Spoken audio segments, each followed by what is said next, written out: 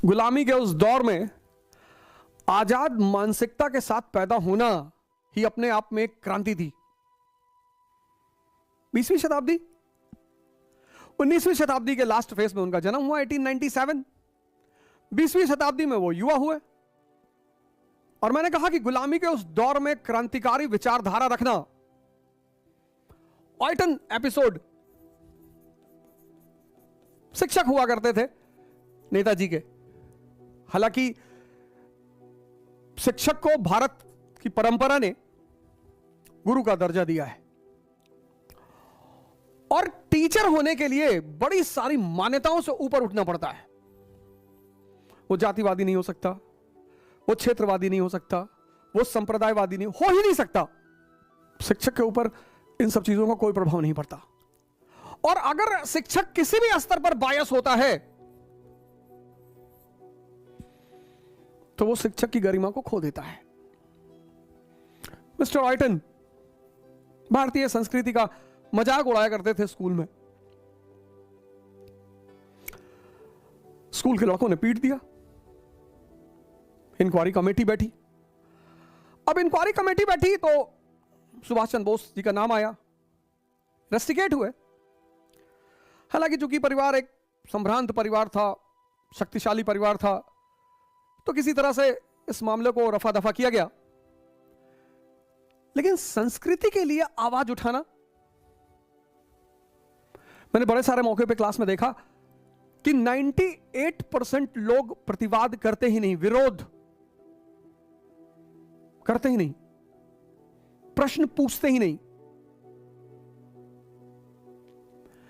मैंने तो क्लासेस ली हैं जिसमें 700 लोग बैठे रहते थे, 800 लोग बैठे रहते थे, 1000 लोग बैठे रहते थे। और कभी कभी कुछ बातें मैं बोलता था कि तुम उत्तेजित हो, खड़े हो, रेजिस्ट करो, बोलो।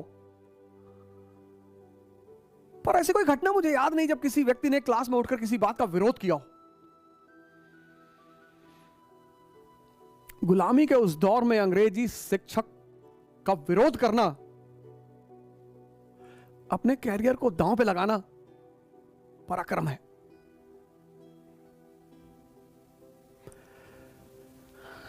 अपनी बात को, अब पता नहीं ऑयटन साहब के मार खाने में नेताजी का हाथ था या नहीं, ये तो नहीं पता, लेकिन गलत का विरोध किया जाना चाहिए। वो गलत कोई भी कर रहा हो, परिवार के सदस्य कर रहे हो, समाज कर रहा हो, शिक्षक कर रहा हो, बहुत बड़ी घटना है। आज का युवा तो लगता है विरोध करना ही भूल गया, जबकि युवा का मतलब ही होता है विद्रोही। Youth means rebel. और आज भारत का युवा रो रहा है। न जाने कितने सुभाष चंद्र बोस इस देश में बैठे हुए हैं।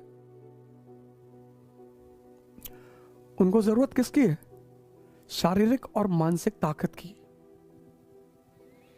जिससे उनके अंदर पराक्रम पैदा हो सके, जिससे वो बड़े बड़े उद्देश्यों के लिए त्याग कर सके, छोटी छोटी चीजों का। पराक्रम, क्या वर्ड रखा गया उनके बर्थडे पर, पराक्रम दिवस। क्या शब्द का चयन किया गया, पराक्रम दिवस। बहादुरी नहीं, पराक्रम।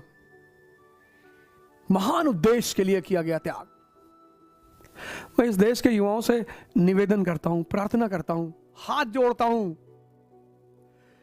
कि बदल लो अपने आप को। कुछ भी नहीं बिगड़ा, कुछ भी उम्र हो तुम्हारी।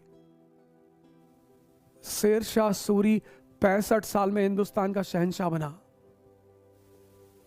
परिवर्तन ही परिणाम देगा।